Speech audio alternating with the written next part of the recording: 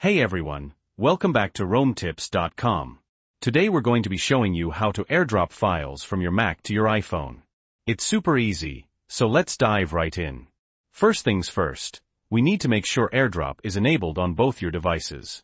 On your iPhone, swipe down to access the control center.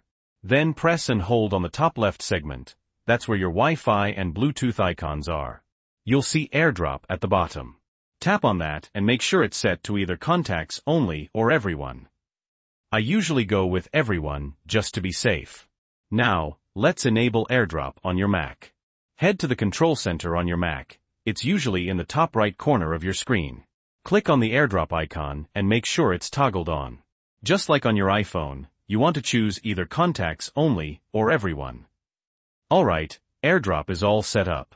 Now we can actually AirDrop something. Go to your Mac and find the file, image, or folder you want to send to your iPhone. I'm going to use my YouTube channel logo for this example. Highlight the file and right-click. In the context menu that pops up, click on Share. This will bring up the Share menu. From here, select AirDrop. You should see your iPhone listed right there. If you don't, try unlocking your iPhone. Select your iPhone, and the file will immediately transfer. Your iPhone should automatically open the file in the appropriate app. Since it's a photo, it opened in the Photos app. If it's a file, it'll open in the Files app. And that's it. Super simple, right? Now you know how to AirDrop from your Mac to your iPhone. I hope this was helpful. If you found this video useful, please give it a like and don't forget to subscribe to RoamTips.com for more tips and tricks.